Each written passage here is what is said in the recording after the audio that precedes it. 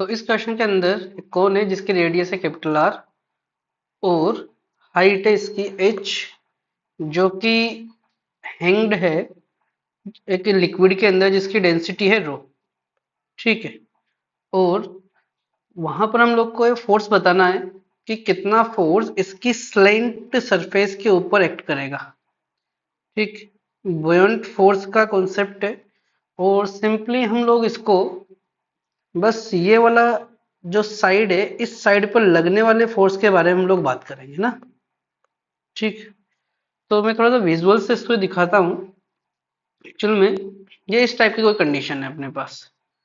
यहाँ पर liquid fill up है पूरा का पूरा यहाँ तक। ठीक है। और इस स्लेंटेड हाइट, इस हाइट के ऊपर हमें फोर्सेस की वैल्यू बतानी है।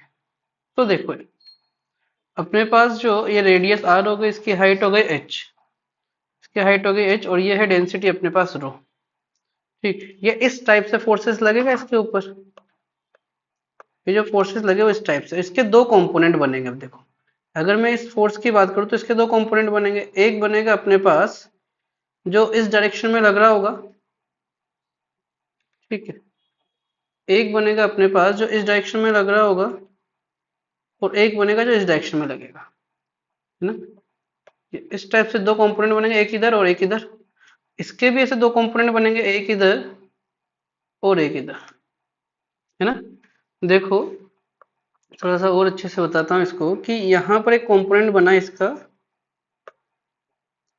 एक कंपोनेंट बना ये ऐसा, ये इसका एक कंपोनेंट है इस डायरेक्शन में और एक कंपोनेंट इस डायरेक्शन में। अगेन एक कंपोनेंट इस डायरेक्शन में और एक कंपोनेंट इस डायरेक्शन में। इसका भी एक कंपोनेंट इधर और एक कंपोनेंट इधर, एक कंपोनेंट इधर और एक कंपोनेंट इधर।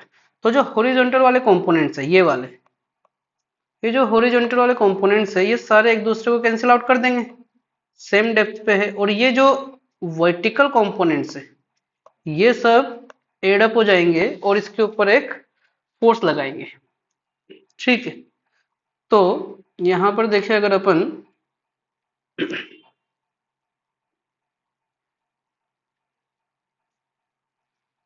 तो इसको थोड़ा सा और अच्छे से देखें तो देखो यार इसके अंदर ये हम लोगों के पास एक कोन बना। इसका मैं ये मान के चल रहा हूं कि इस पे जो फोर्सेस लगा रखा होगा वो इसके पास वाला जो रीजन है, ये एक सिलेंड्रिकल, अगर मैं इसको वॉल्यूम कंसीडर करूं तो ये वाला जो वॉल्यूम है इस वाले वॉल्यूम की वजह से फोर्स लगा होगा एक्चुअल में।